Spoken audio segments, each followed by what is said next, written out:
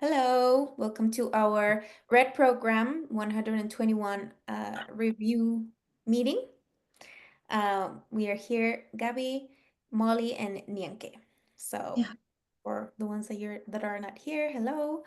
And yeah, we were just saying that Ale hadn't mentioned that she was going to add a ninth row on the table until I think read 120, where she said like next program I'm gonna be adding. We were all like, whoa. Um, but it makes total sense. Like, didn't you guys feel like that? Like for me, when she added that ninth row and then she placed both of the numbers, like the positive and the negative, on the ninth row on the space, there was just like something that it was like, yeah, of course, that's how it's supposed to be. Mm. Like a sense of not understanding, like something that made sense. I don't know. That's how it felt to me to observe that. Of course, the understanding, as we know, will come later, and it usually does. Like we receive the raw instruction, and then with time, it sort of becomes clearer, right? That's usually how it goes. So, it's Molly's first time in our meet in our Uh, red yes, program, right? yes, yes, yes. Yeah. Glad to have you. Why, thank you. I'm glad to be here. Yeah. Yeah. So what we usually do is we review it and then we bring our questions, and that is the guideline for our meeting. Hmm. Because since I do the recording, I usually don't stop and make notes, which I would like to do. Hmm. But it would just take so much time. I would have to like go over it like three times to do that. So I don't do that. So I rely on you guys to make the notes for me, or the questions and such. So it's really like Hmm. it's really help. So for next time. But yeah. So anything? Oh no. I wanted to share this lab 18 just to Oh, see where we're at. So today is the 2nd of October, right? We're right here. This yep. is an important day today because it is when the Hebrew calendar changes. You know, they follow a different metric. The Jewish calendar has they follow a different pattern, right? And you know how Ale has been developing this situation with the 3760 years of difference between the actual year, the solar calendar year, and the Hebrew, right? Hebrew Mm. or Jewish. So we have that year difference, right? And this year they're gonna change to a different year today. But Mm. yeah, but Ale keeps saying it's 2024 and it's not finished yet. We're gonna take this year to 365. See, because leaving the year into 276 days, when we know for a fact that Earth revolves around the sun in 365 days, right? So I was like, no, we're gonna take 2024 until the 31st of December. It's 2024, right? Because as we have been learning with Ale, this whole thing with the 972 code and the content creators have to do with this foreign consciousness trying to bypass the solar code, right? They don't want to they don't want to lose their places here, which they have of power and such, of control, manipulation, etc. Um, so it is very important that we just try to reason this, right? Where we are right now, 2024, there is this attempt of we could say, yeah, bypass the solar native code. And Mm. there's a lot of content, like particular content inside the container that are following those parameters or those guidelines. They're like resonating with that still, and and that of course affects the containers because um what Sun is attempting to do is improve. Okay, this is something really interesting that Alice said. How to tell if it has to do with solar native code. Solar native code, what it wants, it's to improve the quality and the interaction and the synchronicity of the gravitational documents. So that is like in the solar native code's interest, while in the other influence, of course, that isn't the case. I recently saw a person talking, the United Arab, I don't know what it was, but it was like a really public speech. And this man was saying, we want peace, we have a plan for peace, we have an argument, we have a narrative, right? And he explains their narrative and everything. Well, if you ask Israel, what is their like plan? What is like their end game? They don't have one. Like, they don't have an argument. They don't have a narrative. All they like they're attempting to do is just like more destruction and more war and more control and right? So right there we can see like in one side there's a narrative, and the other side there is none. There's no narrative, there's no argument, there's nothing. There's just like a reaction. A reaction. And they probably can't even explain, like if they can't explain why they are doing what they're doing, what does that mean? It means that they are being externally neuromodulated. They don't even know. So, in the program when Alice says, I'm talking to the owners of the circus, not the role players, not the actors, right? We're not talking about people here. We're talking about these alive or wake, I don't know how to call them, consciousnesses that have known how to manipulate the code, right? And they have been doing so. But again, okay, this is another exercise that we should learn how to do, to personalize and depersonalize when we are reasoning these things, right? So that we don't put any etiquettes on the interpretations we make, and so that we don't close these uh, readings and perceptions. So, okay, there's a reading from inside the container, but then there's another reading from outside the container, which is what these interferences are helping Sun improve its codification, right? For the solar consciousness, none of this, like we should depersonalizing all of this and removing all the charge is like allowing us to see the horror without being horrified. Right. Acquiring a neutral perspective, observer, a new quality of observation, right? I know this is like, it's hard to do because we have to work a lot in learning how to neutralize our emotions and our biased perception. So that is the importance of today. We have the solar day, which is 739163, and then the wheat 58212, right? 2 a la 12. All right, so fourth day of lab 18, which is not bad. Hopefully we'll be meeting again inside the lab to review the other program. Hopefully I'll get to work soon.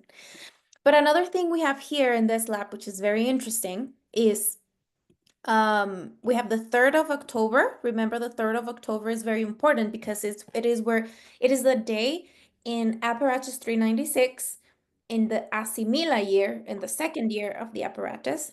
It is where the day Alejandra uses to support all the missing documentation from the missing days, right? The 3rd of October. So it's also really important because it has to do with the 3rd orbital. And then we have the 4th of October, which is the last day of the Julian calendar, right? And then we have all those days until we have the 14th of October. And since this is a leap year, this is a year that aligns perfectly with 2012, which was the day, the 14th, remember the 14th of October of 2012 was 12 years ago, 3 apparatuses ago exactly, where Alejandra receives the first the first derivation. So let's look at the days of process of the instruction on that day, the 14th of October. We have 4383. 4383. Okay. So like those are the important things about this lab. Also, that 1 year ago, it was on this day, on the 7th of October, when Israel threw the first attacks on Ukraine? No, on Gaza. Gaza. Gaza. So it was on this day. But last year it was in this position. Now we have that day in NO, in the NO cardinality. While over here we had it in the NE cardinality. So that's the shift there. And of course we have like these metrics are very familiar. They should be very familiar to us because Ale has been talking about this for a long time. And the LGC calendar and the conceptual base, it's based on these metrics of 2012. 288, remember, -78, that external source, which is in this case Andromeda, affecting Alejandra's gravitational octave and making a modification in Ri, right? Which is something that Ale cannot do with us because that happened in her Ri axis. This happens in her Ri axis. So this is why Ale always says, like, I cannot alter your Ri. What we are doing here is via Ro, right? And so that, yeah, that's the 14th of October.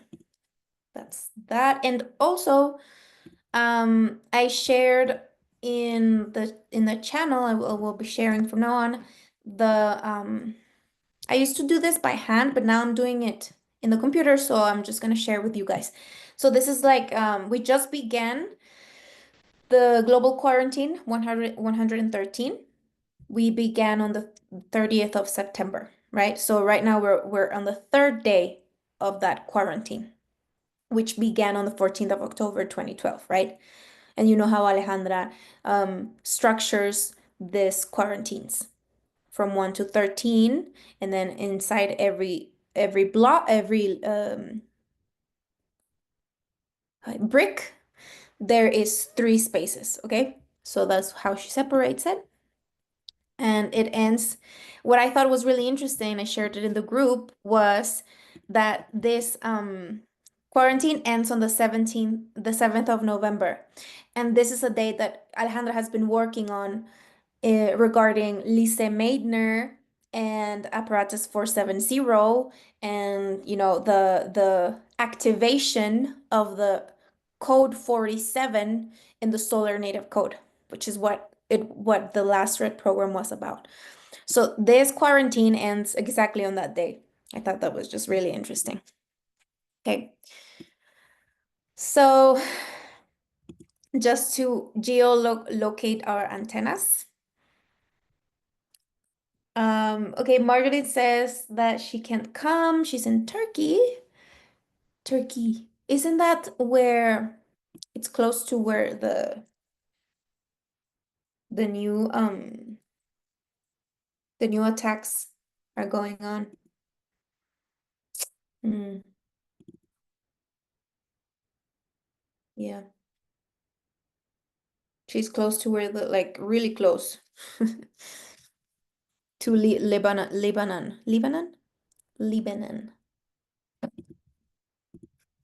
So hope she's okay. She doesn't get too close to that.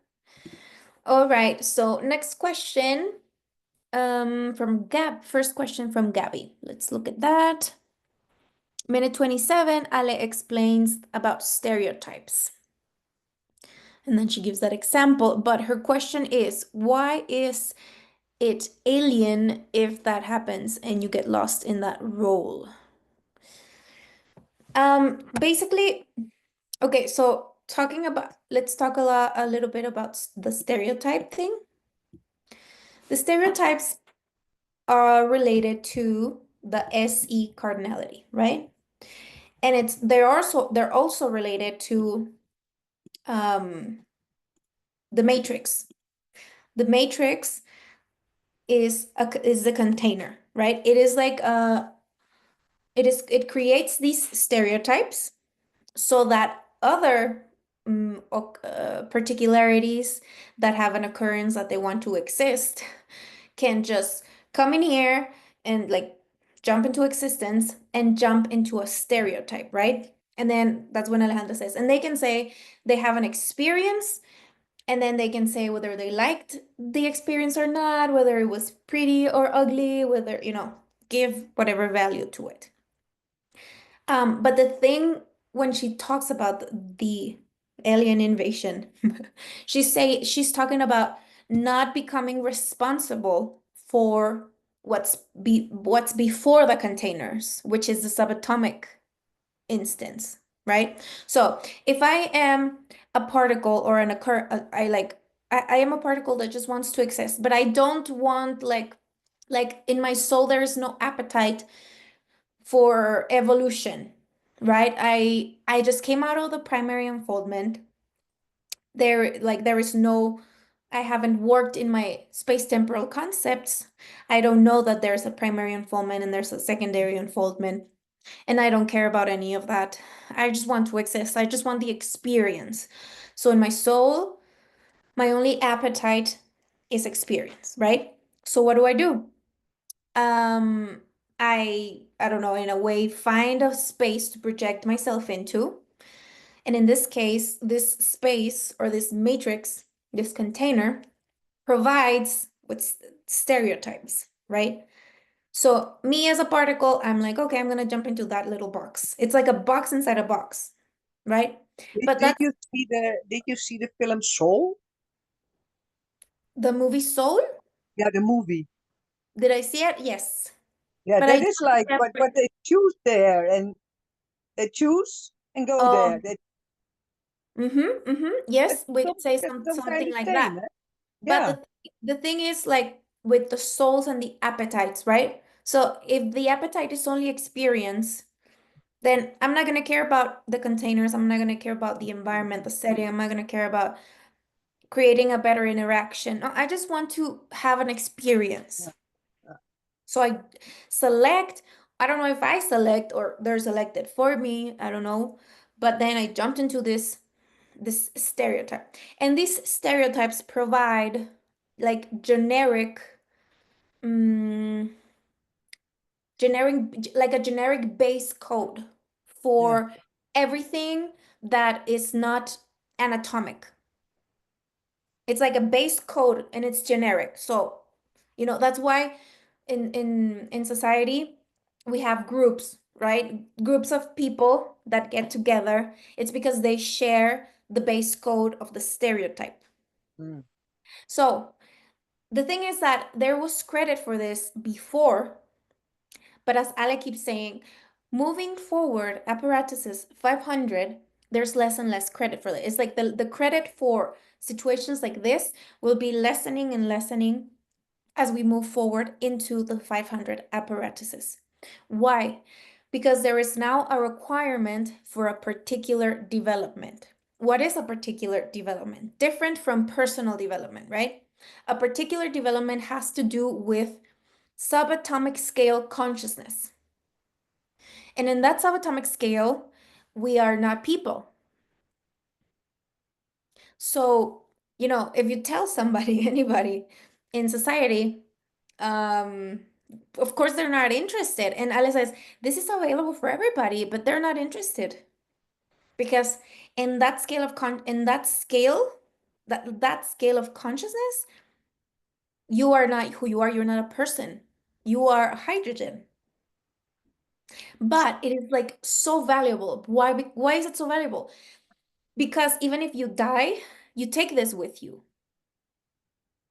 This is a consciousness that expands your consciousness at a subatomic level. So it is not something that if you die, it remains here in the container. And if you take it out of the container, it doesn't make sense anymore. right? Like our particular experiences or personal experiences that are tied to this setting, to this environment. And if we take it out of this environment, it's not going to make sense anymore. If we're talking about subatomic scale consciousness, it's not tied to a specific setting, right? Mm. But the thing is that the consciousness of a subatomic scale is that we are able to differentiate every other scale and tell whether something belongs to the environment or not. Like whether or not we can take things out of here or not and still make sense, right? So that is the thing that Ale says about the alien invasion. If we don't have an appetite for developing particular consciousness, right? Subatomic scale consciousness. If we don't have that appetite, then we cannot continue much longer in this time, in this particular time of Earth and Sun in the solar system, because the requirement is that we develop that kind of that in that instance we develop consciousness. If we don't do that, then an external consciousness is gonna manage that for us, because we're not interested in our board, in our button board of managing ourselves. We still want to delegate those levels of existence to a god, to they call it God. But the thing is that now it is about recognizing there is no God, it's just me in a different dimension. And it's just you in a different dimension. It's another aspect of yourself in another dimension. But imagine you are lost here in this space. There's so much going on. There's so much chaos you don't understand. You want to pray. You want to think that there's someone gonna come to save you. Instead of imagine in a really dark hour where people tend to pray and having this kind of consciousness and being like, well, there's no one to pray to. It's just me. It's just me, my particular consciousness, and the actual resources I have to get through this situation. Because when there's a hard situation, it's like a test. When you can feel or think that you are in a place, right? You can overestimate yourself, underestimate yourself, or properly estimate yourself, right? But when a test comes, you're gonna see where you really are. You're gonna see what resources you actually have to get through a situation. And that's when you have to be true to yourself and be like, okay, this is where I really am. But there's no one to turn to, there's no one to pray to, no one's gonna come to save you. And that's really hard. And I imagine that's why Alice says, like, we're not asking you to go and divulge, like, we're not asking you to tell people about LGC, because I cannot force resonance. Nobody can force resonance on anybody. This is like internal, this is personal, this is my own. If I resonated, then I'm responsible, but I cannot go and try to awaken other people and tell them that there is no God, because they can't handle it. They can't handle it. It is the glue that keeps them together. They need that base code to continue living. If they don't have that, they're probably gonna want to commit suicide because they don't have anything else to replace it with, right? And what we're doing here, it's not that we're replacing anything. We are constructing something. We're constructing consciousness where we didn't have it. So it's a very different thing. We're constructing consciousness about scales that were blocked for us, that we didn't have, that we didn't know we had access to because it was blocked, because it was boycotted. So yeah, that is like somewhat the explanation about the alien invasion, right? So I'm gonna be vulnerable to an alien invasion only if I don't care about evolution, if I'm not aligning to the expansion of the universe. If I don't align with the expansion of the universe will continue expanding and I will explode. But if I align with the expansion of the universe, then I'm gonna be my antenna. It's gonna be tuning into what I need the resources that I need to receive to continue to be aligned with the expansion of the universe, I'm going to be expanding as well. And I'm not going to explode, and I'm not going to be invaded by anybody, because I myself am going to be the director of my own fitting point, of my own fitting into this specific space, Mm. right? So That is nice said. That is very nice said. That clicks in with me. Thank you. mhm, mhm. But it's still busy, yeah. The infiltration is still busy. It's Oh, not gone. we're probably all being, yes, because Mm. it's like we're just babies. We're barely, constructing this. But I think Mm. that there will come a point where we will become in like impenetrable in our Mm. re-access, Yeah, yeah, right? yeah, yeah. Because I myself am becoming responsible for every scale of my own re-access. So there's going to be no vacancy. Now imagine all these juicy vacancies that these external consciousness find, and all sorts of the content's particular areas.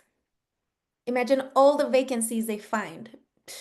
It's full. Like, it's full of those kind of things right now. That's why we're seeing what we're seeing.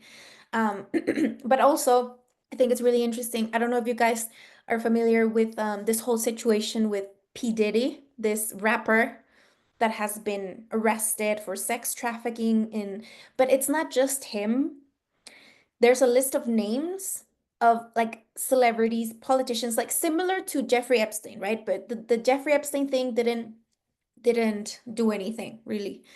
But with him, it's taking a whole new transparency level. So I see this, and it really amazes me, because it aligns with what Ale says about the process of transparentation of the matrix. Things are becoming transparent. The thing with Israel, it's like as well, the people that support Israel and the people that don't support Israel, clear as day, right? Clear as day. It's a transparentation mechanism. Mm. So it is really, really, the whole thing with Hollywood, it's really amazing to see, it's especially in this point of the apparatus, just like things falling apart, and people just not idolizing celebrities anymore, and not following blindly someone just because they're pretty and famous and have money. But as Ale says, this is something that's going to continue to happen.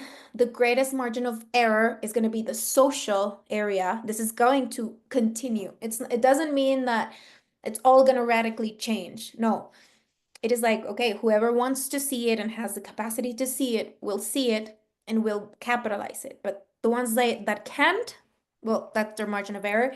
And the margin of error, the licenses of ignorance that Sun can continue to support will continue to be there, right? Because in a way, we need that to continue to exist. Remember, we need air. If we don't have that, then we go back to Mm. the antimatter. We need that. We need these situations still. So yeah, that's with that. Thank you. It just aligns, everything aligns with what she's been saying all along. Subatomic consciousness and subatomic particular development. She's like, your personal life can wait to right now, like it's really like the opportunity for your consciousness to evolve at a subatomic level is it's there. Okay, next question. Okay, let's go to one from Nienke. Space temporal consciousness. Where does space come from? 789 for spatial configuration implemented through the linearization of what is not linear. Okay, first explain your question again. Yes, I know you can always explain good about temporal space and space temporal thing. Mm. I will get my question again. Let me see. Yeah, she was talking about where does space come from? And then the story about the 789 for spatial configuration and implement. Yeah, just what I wrote here down, and I read it, but I cannot really understand it. Mhm. Like, and it's about the question, where does space come from? Mhm. I think it was about, she was explaining 7 in relation to nothingness and the great provider of space, and then 9 related to everything and the provider of the code, right? And then the 8 is the different instances of the octave that creates that, from the subatomic and down, has a mechanism to creating linearity, right? Remember when she explained 8 in relation to 6, that space espacio reservado, reserved memory space, right? For an occurrence, right? So for something to manifest, it needs to be frozen in a way. We're gonna say that, but it's not completely true, okay? It's just like an analogy, but like freeze an occurrence so that it can be developed in 1, 2, 3, right? So why? Because in 789, there is no past, there is no present, there is no future. Everything is now. Now.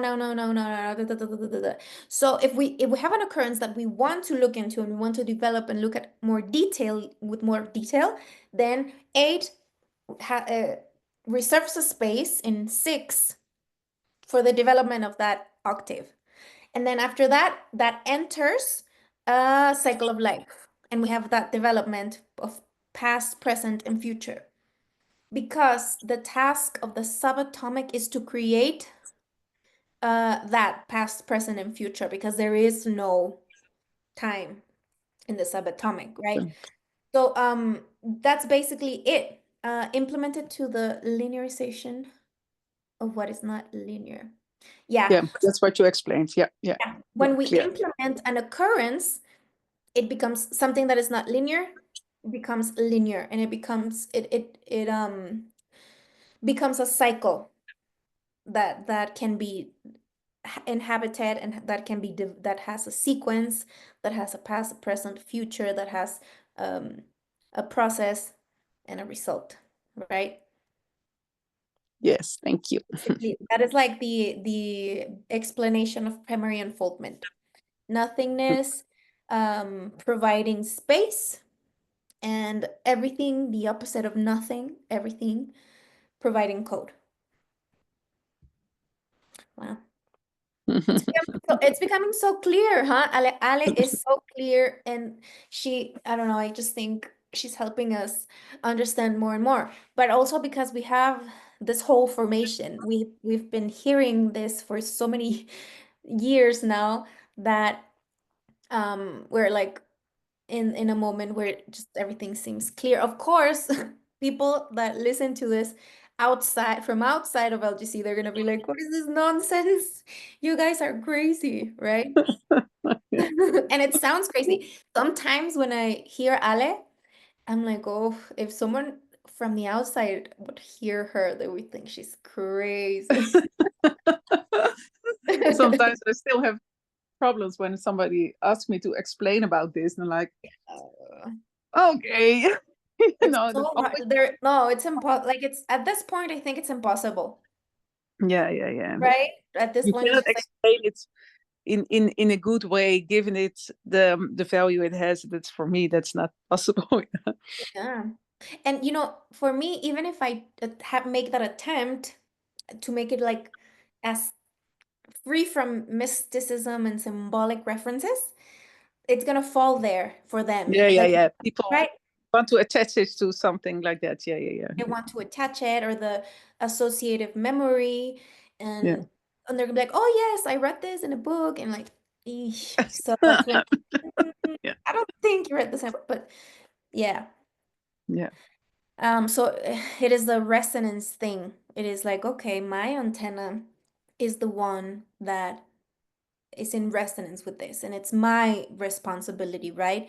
And yeah, like we cannot, we wish we could do that, which in the beginning, Ale thought that if she just talked about it, everybody was, going to be resonant. Yeah.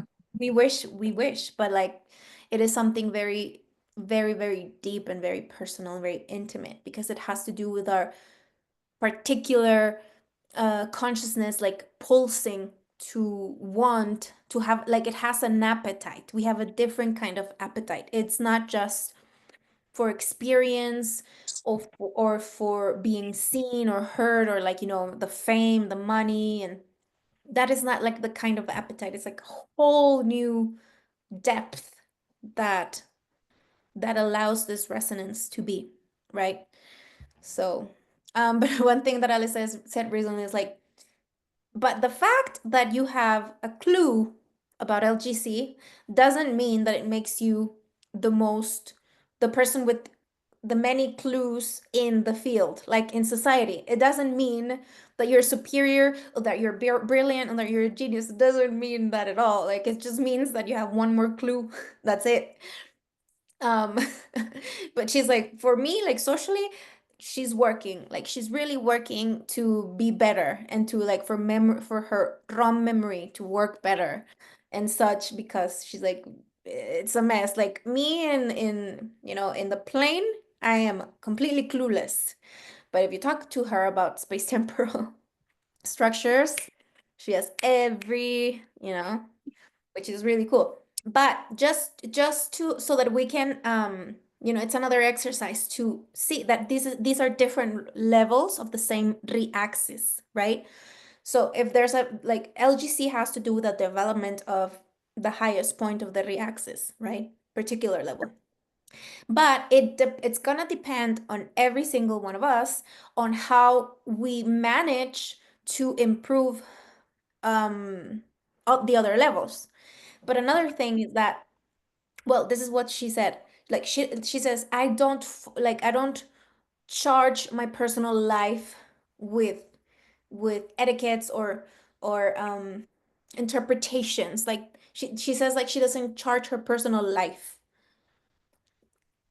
But nonetheless, her personal life continues to improve and improve and improve, because like if the focus is on a point that has to do with the improvement of the quality of the code, of course, when the execution of that code, the quality of the execution of that code is gonna be really good, right? Like in our personal lives, we're gonna see that reflected in a way. But then we have other things that we do actively have to work on to improve on, right? Like our ROM memory or our social context, manners, and all of these things. Yeah, can I ask something about, you said also that Ale is working on the ROM memory, like that is bringing everything in a way down, working on the concepts, make it more clear for yourself. That's what you mean with that, like No, the raw memory is like the remembering, like the memories of the things that happen to you. Because for example, RAM, right? It is like the online memory. It is like my capacity to like the bigger the RAM memory on a computer, the more space it's gonna have to do several things all at once. Like for people that edit video, they need a really large RAM memory, because editing video, they need a lot like of space to do that online, right? But the ROM, it's not like that. The ROM is like it saves. It has to do with like the librarian a little bit. bringing down the documents in a way, or Like the recording, the documentation, the recalling, the remembering. Because Ale also says like, I don't remember the things that I say. Because for LGC, she doesn't use ROM, she uses REM online. Yeah. But like even though she doesn't remember it, it all converges. Yeah. You know? Yeah, the memories thing, but for me it was easier to understand REM and RUM. But then the middle, REM and ROM, I had a harder time. But that's like more related to humans. But I REM and RUM more because it was like the RUM, el rumbo de RAM. Rumbo is like route, right? Yeah. The route of the solar code, rumbo.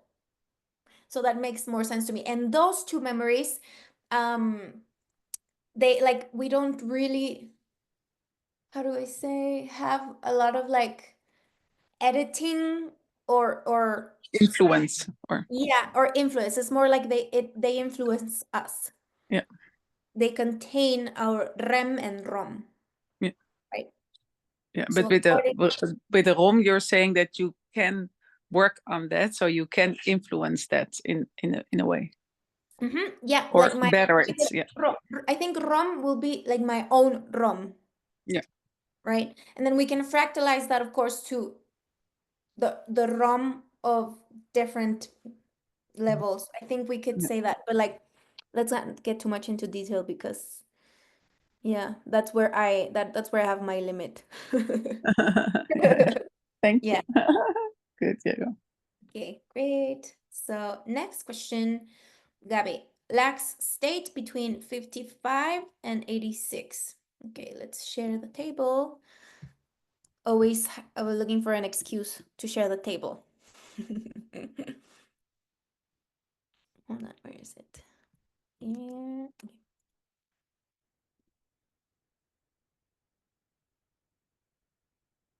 Here we go. Okay. So we have Cecil and Radon. So this is really cool because you know how Ale always talks about 118 being the octave of the context or the social octave, right? 118. And then 87 is my gravitational octave. So when she talks about lax and when she talks about the elastic, right? The elastic, when you can stretch it out, but if you let it go, it will naturally go back to its lax state, right? So this is a reference to every particularity and its scopes and limitations, right? So I can have a scope when I'm laxed. Like for example, you can see an acrobat making these amazing in like this amazing show, right? And completely completely relaxed, right? Well, if I go and do that, I'm not gonna be relaxed. I'm gonna be like freaking out, like because I'm not prepared, right? Okay, but that's the other person's scope. It is within their scope, and that's why they're relaxed doing something like that, right? Now that's just to represent the laxed elastic. But I can also have a capacity to do something when but instead of doing it relaxed, I have to stretch out a little bit to do it, right?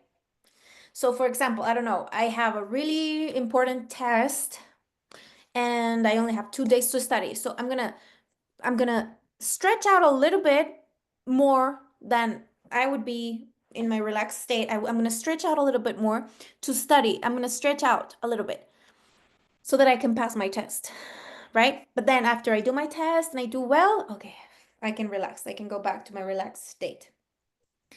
That is what Ale explains when she says 87, 118. It is like the social context or the the octave of the context demands a certain thing from me, right? So, I don't know, an emergency, whatever demand. And then I fulfill that demand, and then I go back, right?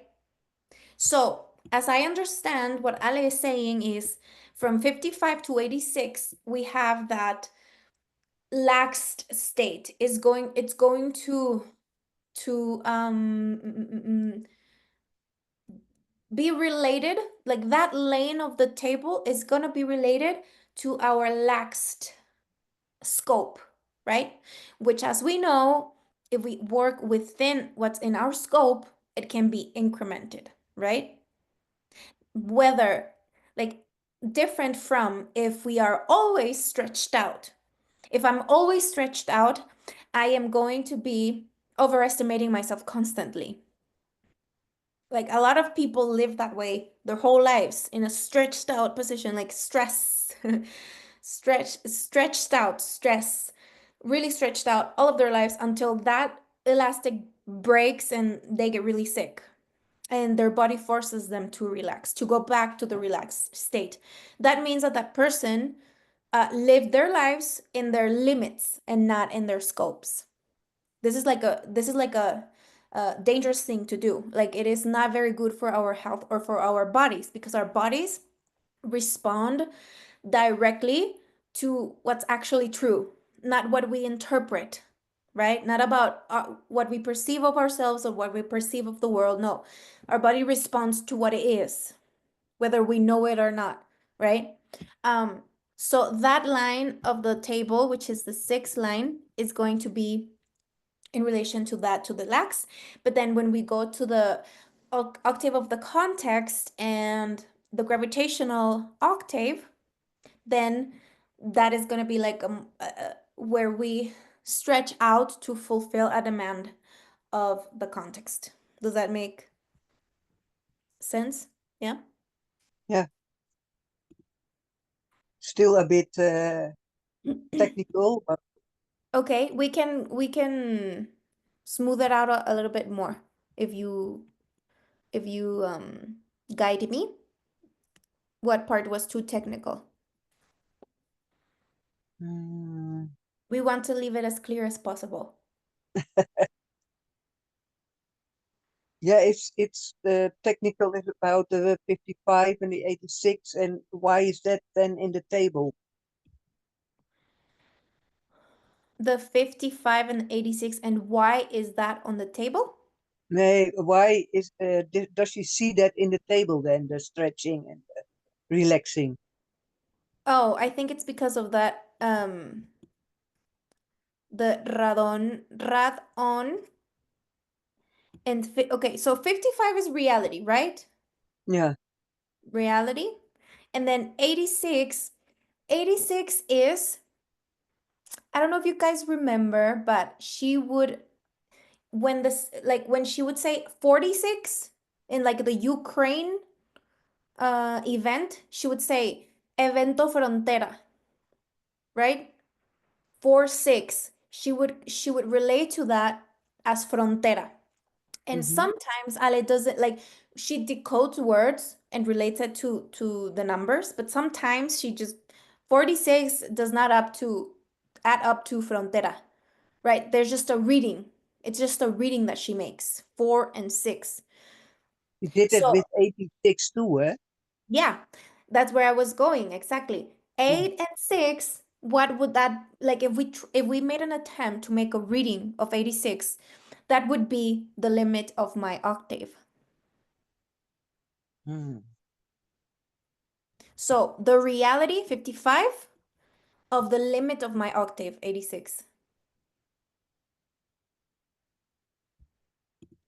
Right?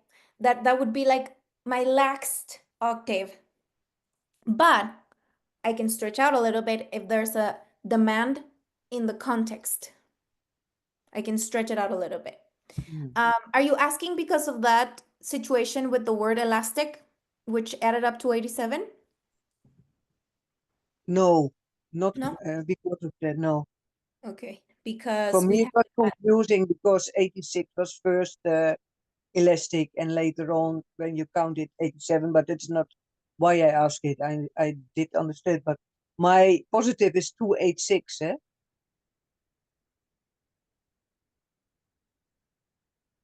So I also, a lot of people from the LGC said also elastic always when I have that, I share that 286. Yeah, because you know what we said, that she would relate. I think there was a mistake there because Elastico is 87. Yeah. But Mhm. sometimes she said it to China, China and elastic and Yeah, I know she did do that a lot. I don't know. I don't know about that. But yeah, yeah, maybe let's just try to continue, try to follow her with what yeah, she's yeah, saying now because yeah, but we should ask. We should ask. yeah, Because yeah, 86 was always related to China and the elastic, but yeah. But okay. now with the 86 it's very lax then. And then 87 you begin to stretch. They are like it's because okay, remember that in these instances we're not people yet, right? Mm, Like it's a logic of a different dimension. So I wouldn't say like I stretch or I do something, right? Um, it is just like quality of that level of the periodic table. And I try to keep the concept clean from me as a person, you know? mm, Because, okay, of course, when we are functioning in the anatomic, all of these things function together as mm, a result. But what we're learning in LGC is to try to identify each of these qualities or functions or tasks separately mm, and isolated from when they are functioning all together in the anatomic. So this is really good for our processor that remember what we were saying earlier about depersonalizing?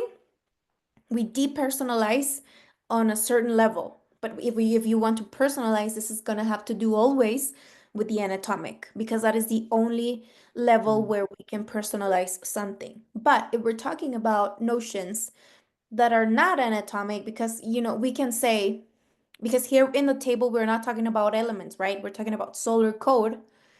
Then we can say, okay, then this is not anatomic, mm, but all of these things together, working together, conform the anatomic. mm, And that is inside which I am a person. I am me, the Solariano, that has a native date, that has a native frequency. But in these other levels, no. I'm a solar consciousness, right? And the solar consciousness has access and contact to whatever place in the calendar, right? mm, It doesn't have a native date. mhm, It doesn't have a concrete personality in it. So this is something that also Ale has been trying to share with us and helping us do the creation of an abstract identity, right?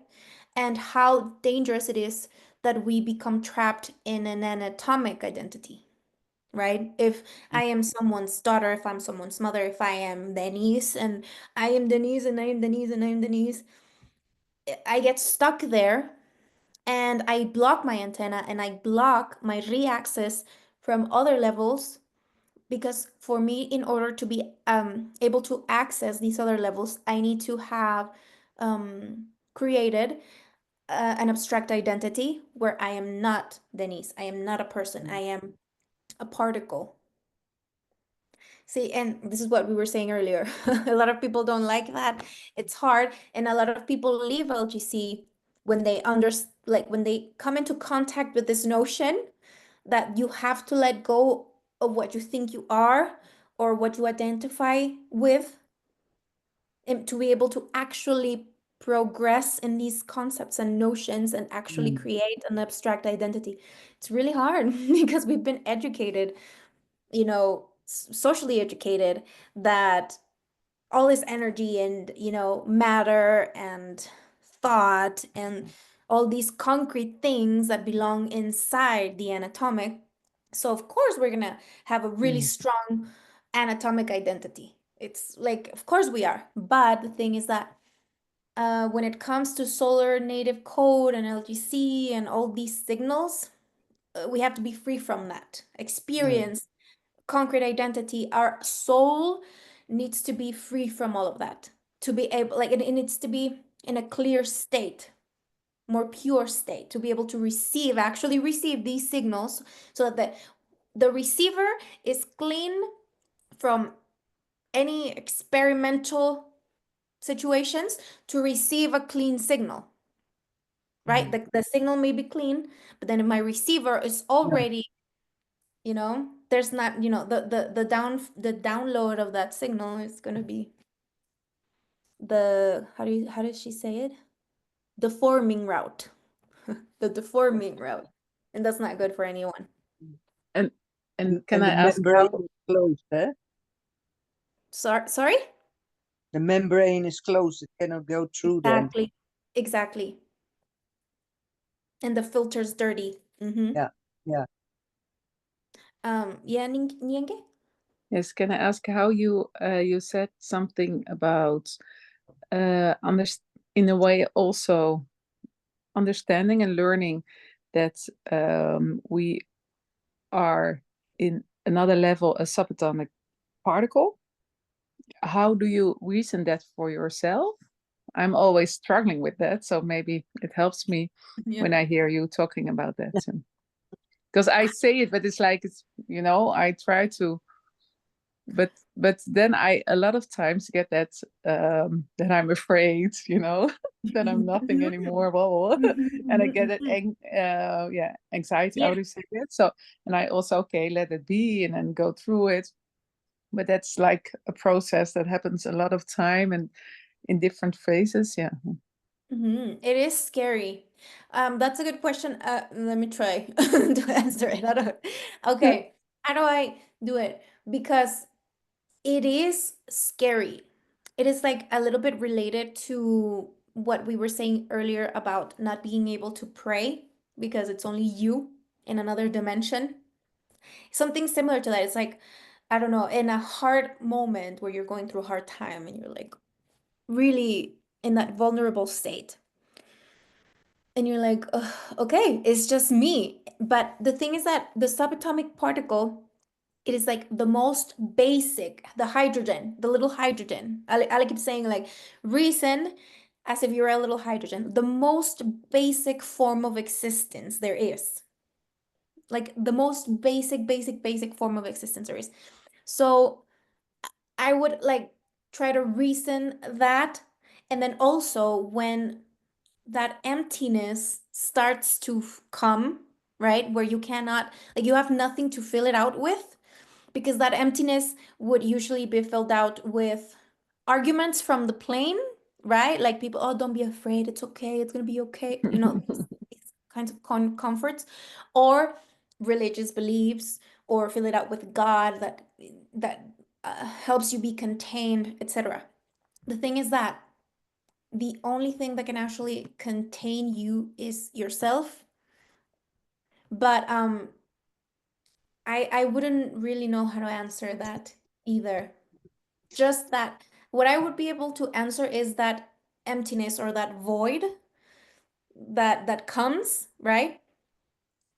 And it can be almost like unbearable, but it's just learning to allow nothingness to be. Like it, but isn't it ironic that we are a little bit like afraid of nothingness, of emptiness? Because I don't know, maybe we've been educated socially that everything needs to be full all the time. Like these people that don't know how to be quiet ever. They feel like they have to Yeah, but fill the space up with words. but a feeling like, okay, that you don't, I have the feeling or something that I don't want to disappear, but because that is a way of understanding that I cannot do now. So yeah. But if we reason that, it's also ironic, because if we reason these things which have to do with our subatomic consciousness, it's ironic because it may expand our life cycle. Yeah. Something that we think that it's going to make us disappear, it's actually improving our cycle of life, increasing our lifespan. Can I say something? Yeah. What is occurring to me here is when we rely on our own resources when we're in a difficult situation, we're in a pickle, we're in a place in ourselves where it's just hard. Mhm. But we decide, okay, I know I have the resources inside of myself, and I am going to access my own resource, my own energy, my own power, even if I've never done this before, even if it's a first. In other words, it's like launching out onto something that you've never done before, and you just feel scared, but you Mhm. just do it anyway.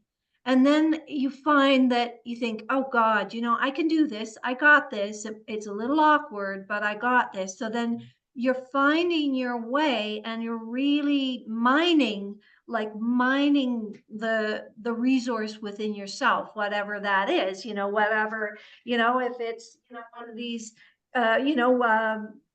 things on the periodic table, the gold or the zinc or the whatever, the resources. In other words, you're identifying yourself as a resource, and for something for that's useful to the planet, to the sun, to the solar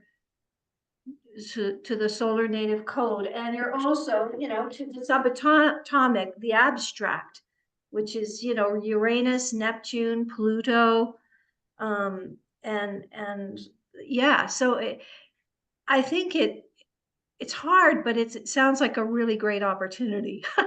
Mhm. Mhm. Yes. I like what you said there about mining the resources. Yeah.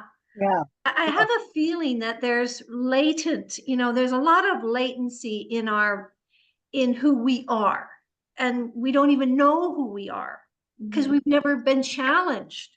So we Mhm. need challenge, really, to really Mhm. find out who we are as a species, as a human. And that's kind of exciting in a way. Yeah. And not only, I don't think it like not only just learning who we are, but who we can be, like the Yes. potentials of the human, right? Mhm. Yeah. I mean, just seeing what Alejandra does is like, Oh, yeah. this is a human being doing Right. it. Absolutely. And you wonder where Ali was. Okay, she started in 2012, right? That was when. And so was she, I mean, how she started? I mean, was she already you know, kind of on that road, or did it just happen, or what happened? Was there a kind of a something that she awoke to, or Okay, so she explains this with a lot of detail yeah. in like a lot of the events, but they're in Spanish, so it's really hard to access. But okay. Before the 14th of October of 2012, Alejandra, she was all right now, like at this point of her life, she is able to give an interpretation of how her life, what was happening in her life, or how her life developed prior to the signal, right? Yeah. Because even though she didn't have that awareness or consciousness that she now has, or began to have that understanding since 2012, her whole life was aligned. Like it is as if it was already happening. The thing is that on 2012, on that exact date, something happens that she just becomes aware of these things all at once. Hmm. All at once. And the thing is that she couldn't explain it. So it has taken her 12 years to explain what Wow. she understood on one day in that one moment, Wow. you Wow. know? Wow. Wow. Yeah, that's And incredible. and since it is a live instruction, it is alive. It is a knowledge, conocimiento. It's something that's alive. and Mhm. it improves every day. So the Right. instruction has, like, even though it is evolving and growing, it converges with the Mm. beginning. There's Huh. just more detail and more clarity and more pixels, but like it is as if she downloaded this document, like really heavy document about the mechanisms of the universe. Wow. And Yeah. she's just trying to explain it, Mm. what she understands, because it is okay. I think she has said it like this. She received it in in the mute zone, right? Ah.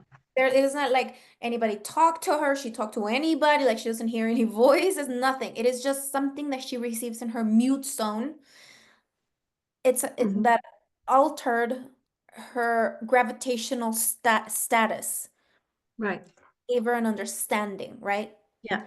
So yeah, I mean, she has tried to explain this many times, but it's hard to understand, of course, because this happened in her Ri. Aha.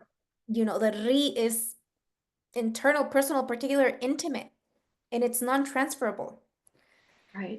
And she always says, like, everything I try to share with you guys is like a minimal part and a minimal part of elegance in which I receive it. So Wow. the Mhm. merit is not Alejandra, it is Andromeda that reached Alejandra and instructed her to instruct us. So, you know, that's why Incredible. I Yeah. tell people this, they're gonna think this is like a religion and we are her followers, and you know, Yeah, no. but we all have that, or if you, I mean, I guess, I don't know whether we all, but a human does have that possibility to be connected to Andromeda. Oh, this is what she said in the Red program. She Right. said that, you know, socially, there's this narrative about the Milky Way crashing into Andromeda some million light years away. And she Mhm. says, for me, this is already happening. Like, Ah. there is already a connection between Andromeda and the Milky Way, because the Milky Way is trying, there's an attempt to move up like a grade in the universe, right? The Milky Right. Way is like milky, like like shedding, like right? And the civilized express universe, it's like mature galaxies Ah. that are able to codify at a subatomic level. Mhm. This is the test that Sun has, right? Mhm. So in a way, yes, like if we succeed at this endeavor, which is the creation of consciousness at a subatomic level, we're going to be aligning to the expansion of the universe. And of course, this means connection to this. And if we're resonating with LGC, and the origin of LGC is Andromeda. Yeah. Right. So we're going to be, okay, as an anatomic, we're in at the concrete level where we are. And we're going to, if we're in alignment, really, yeah, I mean, we're going to be a part of, like, we're going to be a part of the whole, from, the filters to the subatomic abstract. So we're going to be almost like integrated, or integrating, or possible, or a particle. I'm guessing here. I think the thing here is consciousness of and interpretation of, because Okay. um and the state of my soul and my appetites. It's Right. not about integration. It's about, because this is a particular development. That's why it's in Okay. like it depends on my particular consciousness Okay. of my interpreter, the appetites of my soul, Aha. Right. and Gotcha. whether I'm actually here for the challenge or I'm just curious. Ah. Right. There's like a lot, right? Mm. So, and the thing about integration, what I can say about that is, if I am integrating the setting, the environment, the solar native code, and I am resonating with these notions, creating these concepts, I'm going to be aligning Yes. and Mhm. I'm going to be integrated. If I'm integrating that, then the solar native code is going to integrate me. There's this, that is base 12 and base 21. That's what that is. Hmm. I receive in base 12, I issue back base 21. What I receive, how do I implement it in the third orbital? Right. That's why I keep saying it depends on the particular consciousness, the state of my interpreter, how clean my filters are. You know, as a receiver, learning not to, when I receive something, not to etiquette it or tag it with whatever I Right. think is, Gotcha. just allow it to be clean, make no Gotcha. interpretations. Gotcha. Very good. Yes. So Yeah, I like that. Yeah, I like that. That makes sense. Yeah. Ale has been working a lot about that. I don't know if you were present for that, but the thing with emotional identity as well, like she's like, forget about that. Like a person that is really emotional right now is very dangerous. Why? Because that person is highly manipulable. Okay. Mm-hmm. So if there's a person that has an identity based on its emotions and makes all life decisions based on emotions and what I feel, that's a really dangerous person because that person is being manipulated. Mm-hmm. Because Gotcha.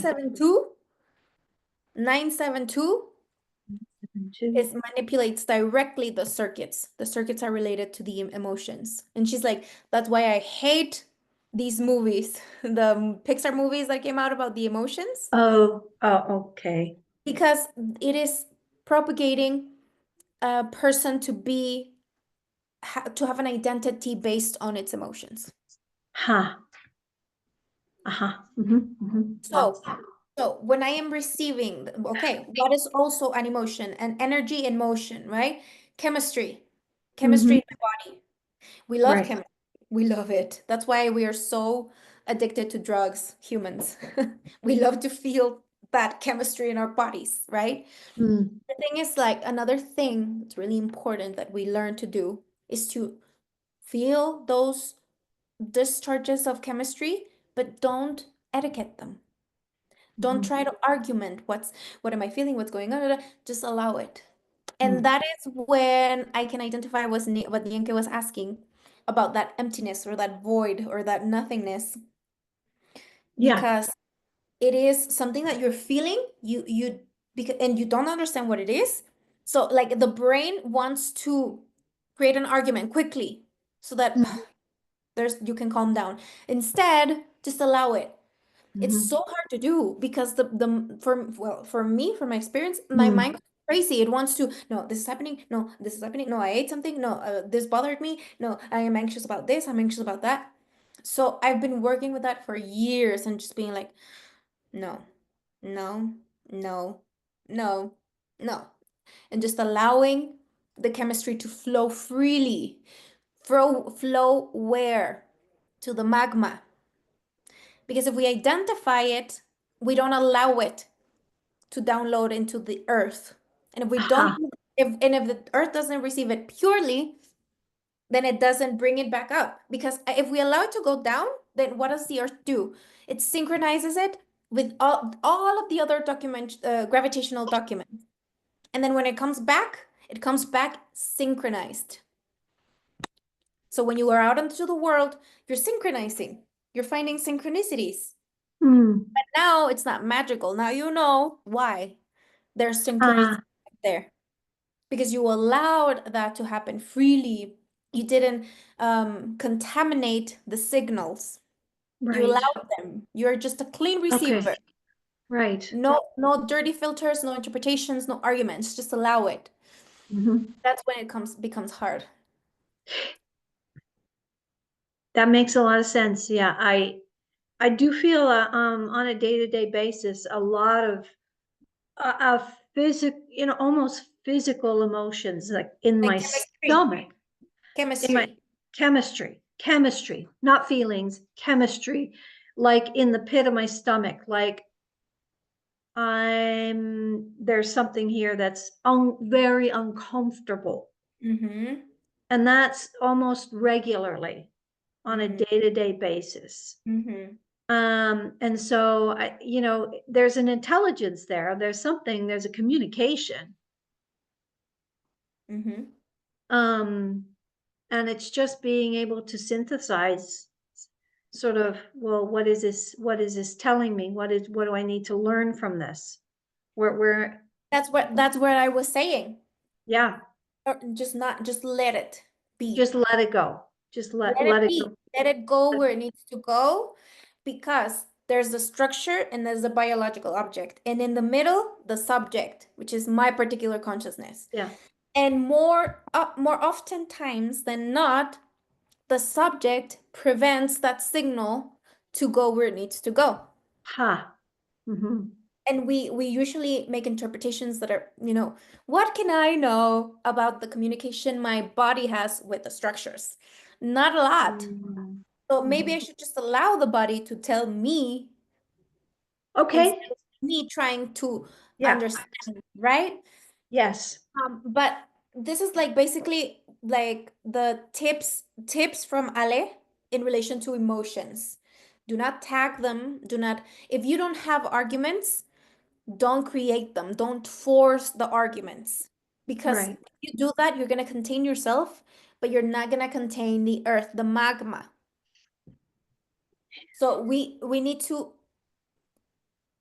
form ourselves to become containers of the container, like part of the containers, part of the containment, and not just contents that are contained. So doing this, just Right. not tagging emotions and allowing them to go where they need to be and setting them themselves, Okay. we're helping in that. Right. Gotcha. Yeah, but Yeah. Like not letting what's that? easier said than done, Yeah, definitely. because the brain, it wants to. It never shuts up. The brain, the brain needs closure. The brain needs explanation. Yeah. But I feel in this time for myself that it is really something that is really for this time to learn the thing with the emotions. That I'm really dealing with that kind of things different. Of course, a challenge, but and with mistakes, etc. But that is something that's really for this time to learn. But what I was wondering, like my children, all four of them have like really strong emotions. Strong emotions. Like really, really, really strong. And for that, I'm sometimes, okay, yeah, how to deal with that? Does she say anything about that, or? Well, no, I don't think she said anything about that because, I mean, how can we say that because it's children, but it is them and their own reaccess. And maybe as they get older, you'll find the ways to transfer to them the resources that work for you. Maybe the eldest one, do you think you can talk to him or not Yeah, about but the he can do that. Oh, He he's can good do that at like way. modulating. Yes, he can sometimes less, but he is not. Yes, he can modulate it himself. He can like let everything go, and then it's like on, and he doesn't talk. Yeah, then for him it's over. But with the smallest, them like I see them sometimes that they have those strong emotions, and they like make it even stronger for themselves. They make it in a way like heavier. Mm-hmm. Yeah. That's, I yeah. think that's just them, their own reaccess, their own particular Yeah. connection. I'm sure they have plenty of resources. And as they grow up, they will find them and mine them, like Molly said, mine their own resources. Yeah. And yeah, I mean, it all depends on their souls and, the resources they can develop, but they are still very young. So Yeah. yeah, maybe as they get older, maybe you'll be able to share this, and or maybe they're gonna teach you whatever's on their cone, because since they are babies from the 500 apparatuses, they probably have all the resources. And maybe that's also why, this is a speculation, right? But like, it could be that because they are babies on top of the 500 apparatuses, their cones are filled with ionic particles. And maybe that's just why they have such strong emotions, that they don't know how to administrate these ions, because the ionosphere is filled with particles, right? And we don't know yet how these antennas that are born on top of the 500 apparatuses, how they interact with this reality.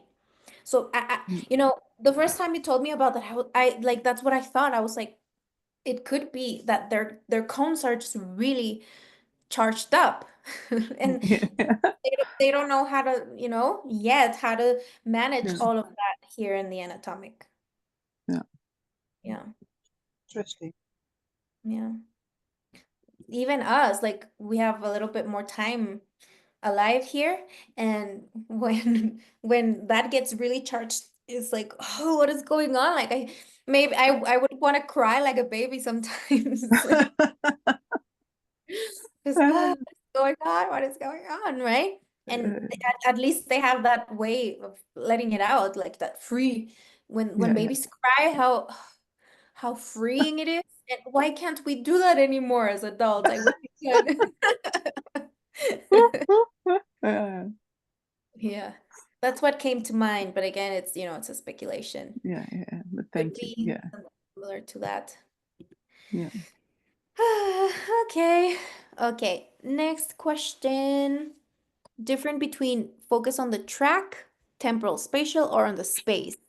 We move towards the space temporal. Yeah. Okay, so this one was a tricky one to translate, because in Spanish Alejandra uses the word pista, right? Pista is on a record, a track, but it doesn't translate quite well. That's why I always try to like bring the context from the Spanish, blah blah. But yes, so the record would be like the CD or the record. Apenas? My friend is leaving. So the record would be the space, and the track would be the time, right? So, from the temporal spatial consciousnesses are just particles that search for a space in which to express their codification and have an experience, right? The thing is that space records everything. Everything. Like, it is created to record everything, save everything. And the experiences, the thing is that temporal spatial consciousnesses want to have experiences. So they come to a space, have an experience. But they can't even take that experience, because if that experience is removed from this container, it doesn't make sense anymore. It loses the meaning, because it is connected to this container, right? But every time, this is what Ale says, every time a new time comes to space, tomorrow is Space Time New Roman Day, the 3rd of October also. It adds a new quality. And when one leaves, it activates a new potency to the space, right? So it is like there's so many things happening all at once. And this is what Ale also has been saying. We are in the transition, or there's a possibility from being temporal spatial consciousness to space temporal consciousness. So a space temporal consciousness is like, the main focus is on the space, which is related to the primary unfoldment, that 7, nothingness, which is the provider of space. It is like the fundamental, the most fundamental thing there is space. Then in the secondary unfoldment, we have time. So I guess it is a part of the evolution of particles, and that in right now where we are, there's that possibility to transition. Like it would be a different grade of consciousness. But you know, this movement from expressed universe to civilized expressed universe where we have this possibility. Now, I don't think it means that we're gonna stop bumping into temporal spatial consciousness. I think they're gonna continue. But there's gonna be some which are gonna be part of the foundation of the space, the establishment of the space, that have metrics, you know, that are interested in the progress of the containers, that have that appetite for working on the instances prior to when I'm a person, working on that abstract identity, which is what we were talking about earlier. And it has to do with acquiring an identity, a local identity, right? These temporal spatial consciousnesses, they don't care what space it is. They just want to implement their codification, have an experience. They don't care what space it is. Space temporal consciousness take identity with the space, take responsibility and commitment with the space and the progress of that space and the foundation of that space. See, it's very different. There, temporal spatial consciousness is like, oh, I don't care. Like, there's no responsibility, there's no commitment. It's like, take me out of here. That's what she said. That's why what she was saying about the digital currency. Another thing about the alien thing. If we don't work our particular areas, we're gonna be digital currency and taken out of this space and put in another because we don't really care. Temporal spatial consciousness, we don't care what space it is. We just want the experience.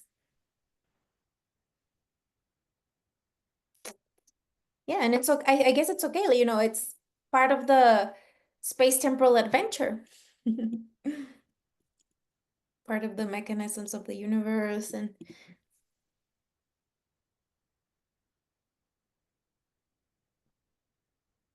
so yes, we are, I guess we could say, if we are aligning to the expansion of the universe and we are resonating with the signal from the civilized express universe, then we could say that there's a possibility for us to be transitioning to the space temporal consciousness configuration. It's another grade of consciousness. Okay, next question. Okay, we still have several from Yenke. Yay. We just we're talking about the emotions and all of that for a while. Okay. So, the function of an elastic. Oh, we already did that, right? With the explanation I did earlier, is that clear, or do you want me Yes, to? yes, Okay. that's good. Yeah, thank you. Not taking responsibility for the subatomic scale is equivalent to putting yourself in hands. Yeah, we were saying about that too, right? Can you explain that in words? Is that happening now to a lot of people? Yeah, I think we talked a lot about that too. And yes, I think it is happening to a lot of people. Like, I think a lot of people are even, I don't know, committing murders. There's this case about this young girl, like 12-year-old girl, who murdered her mother and tried to murder her step father, and you know, this whole situation with the wars and people that resonate with these leaders. And yes, I mean, I think it's still going on. It's still gonna go on because it is the margin of error of society, and it is us that we have that responsibility with the signal. It is us that we have to learn how to live with that because it can become hard to even to live in a world like this with that kind of consciousness. It is not a lot of fun to be aware in a world that has that kind of margin of error, right? But the good news is that the solar code is improving, and you know, we just have to a little bit wait and see the execution of that code And I think we have seen it in several events in the real world that have happened, that Ale sometimes says, okay, this is a good sign, this is a good sign. And I think the solar native code is progressing and such, but we're still on the, last moments of the apparatus of the truth, the intervention of the truth by the solar native code, the process of transplantation of the matrix, preparing the receivers to inherit such matrix. Because I remember in the beginning when Ali started to talk about matrix, there was like a lot of charge in the word, in the negative, like negatively. And now, well, at least for me, when I hear matrix, I'm like, okay, it's a container, it's a structure. It is good, it's not bad. It just needs a better administration, you know? It is not good or bad. It's not good or bad. It's just the container, right?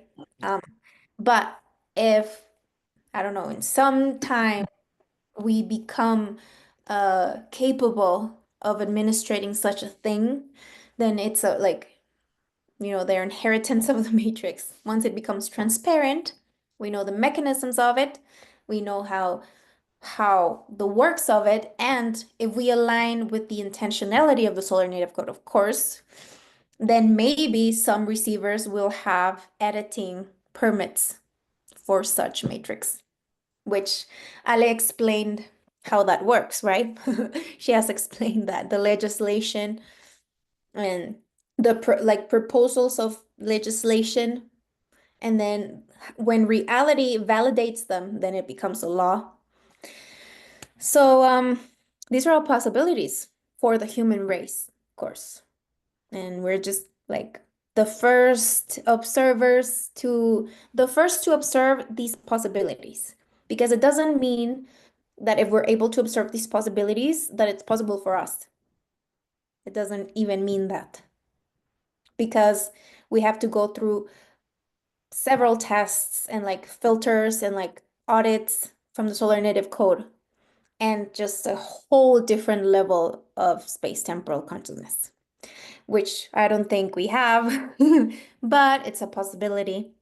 It's, something that to look forward to, of course, and something that can be a part of our program, like as a possibility, and that may expand our life cycles because we have a greater purpose, right? Like, I don't know, I would love to be a part of that, like to be a part of the establishment, and to be a part of the administration of space time, and learn how to do that, and just expand my consciousness to such a point.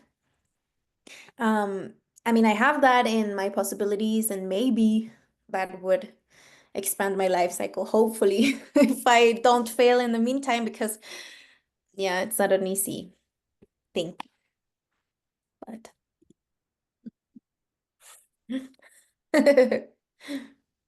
oh, you're muted. Oh, Thank that would be so great. Yeah. I think we should all kind of move to Costa Rica and work together on this, and yeah, that would be so great. I'm There's in. here for everybody, so you can all come and Yes. with me. Maybe you could do some meetups.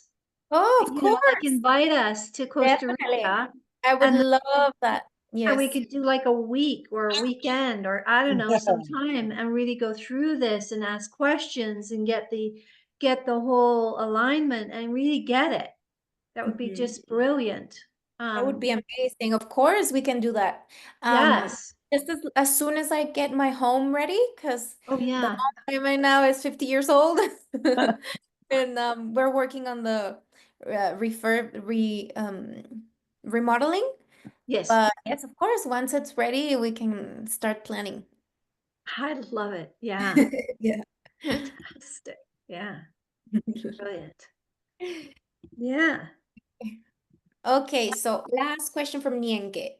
Saint, dead, alive, and awake. The four United States of love. So this is something, was it last year? Or no, I think it was 2022. When the thing is that in Latin America, I don't know if in Mexico or where, but the 1st of November is the day of the Santos Inocentes, innocent saints.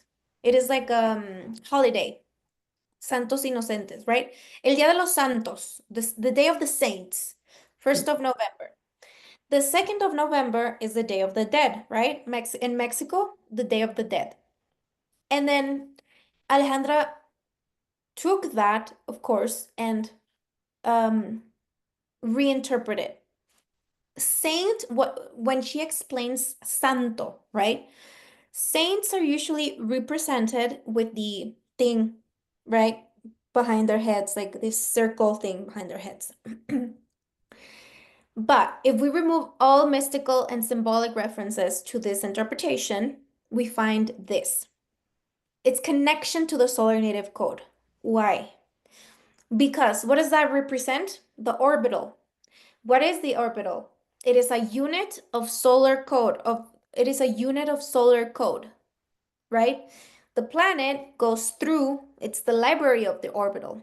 The planet goes through one of 365 spaces, 366 on a leap year, and takes one document at a time of that block of solar code.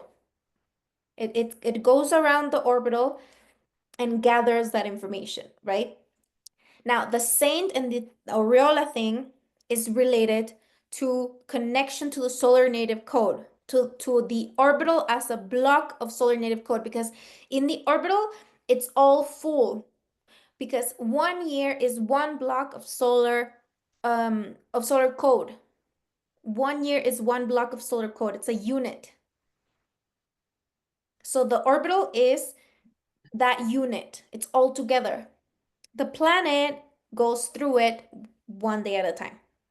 And we receive that one day at a time. Because if not, we would explode. Mm. So that is what the saint is related to, right? Now, the dead, she hasn't opened it up a lot. And I did have that question. I was like, what is the difference between a saint person, which is also dead, and the dead? Probably the dead are people that are were probably not very aligned to the solar native code. But nonetheless, they're all included. The thing is that saints, dead, alive, and awake are all included. And this is a qualification, like a really high grade qualification. Even Alice says, like, I don't even have that qualification to have all of those things together, to be all of those things together. A saint, to be a saint, to be dead, to be alive, and to be awake. Because it's not the same to be alive than to be awake, right? So what does it mean to be alive? Okay, I have a biology, I have a code, I have a particular consciousness, and then I either have a particular consciousness at a subatomic level, or I have a base code that does the work for me, like an external code that does the work for me, right? That's someone that's alive. But someone that's awake, I would say, this is my interpretation because she hasn't really opened it up. But I would say that it's someone that is aware of its entorno, interested in its entorno, interested in the container, interested in this, like resonating with the solar native code, connected to it. You know, even if the person is not conscious of the fact that it's aligning to the solar native code, we can see the signs. We can see if a person is aligned to the solar native code or not. We can see by the person's actions and thoughts and feelings and ideas, right? When a person works for humanity, and not against humanity or against nature or against it. I think it's easy to see at this point. But to have all four, Alice said, is extreme. Like, it is a really, really high level of consciousness. So these 4 instances belong to Vuelta 20, lap 20, right? The first 4 days of lap 20, which is the 1st, 2nd, 3rd, and 4th of November. We're really close to that.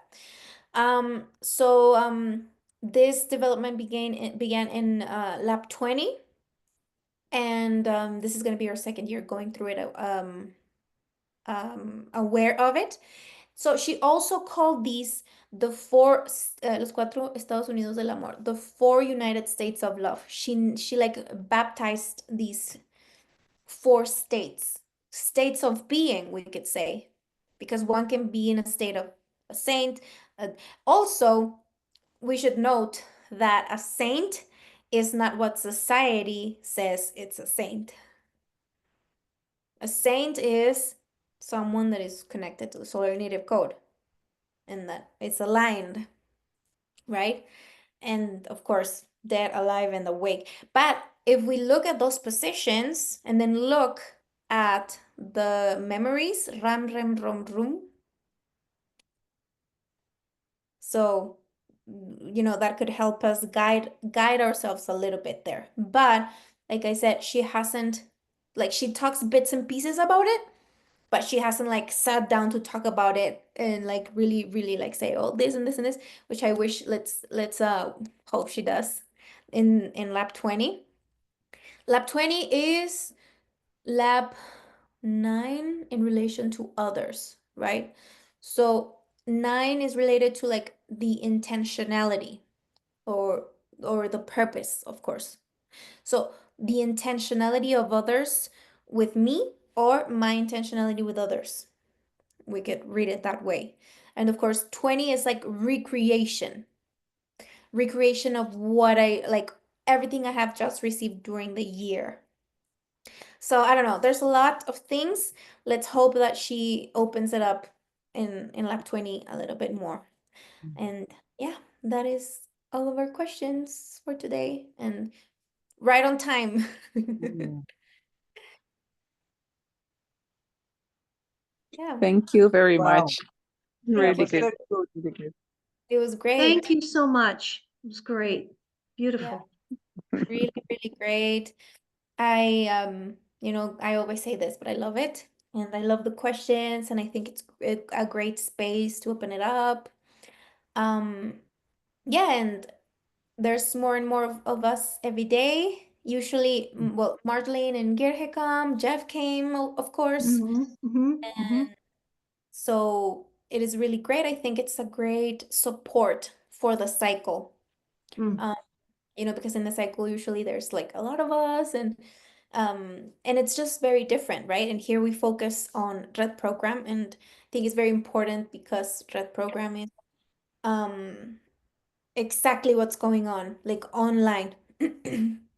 And I think it's really important. So right now we have the program 122. How many have we made since 17, Nienke? No, not 17, 2021. We've made so many. We have to count. And Yeah, Nienke yeah. has never missed one meeting since 2021. Woo! Not even one. Not Go even, DK. Mm. yeah. So we have to count. Let's see how many red programs we have done. But yeah, so we're gonna work with 122, and I hope to have it ready soon so that we can meet by the end of the lab. And we also have the cycle meeting, so it's gonna be a busy lab. And we also have Yeah. Gavi and my birthdays and Sue's birthday as well. Oh, right. And Yes. we're all from lab 18. Yeah. Mhm. So yeah, A lot busy. are in this group, in the English group from Lab 18. Sorry? A lot in the English group. Yeah, a lot. Yeah, I know. Yeah. Yeah. That's so weird. Yeah, interesting. There Yeah. must be a reason. We'll find out Yeah, eventually. there must be a reason for that. That it's always Yeah. reality, like, Yeah, very strategic. yeah, strategic positions. Yeah. So, all right, you guys, I guess I'll see you either in the review meeting or in the cycle meeting. But you Yeah. guys have Okay. a Thank good you very much. Yes, You're Thank welcome. you. You Bye-bye. guys. Bye. Bye-bye. Ciao. Bye bye. Ciao.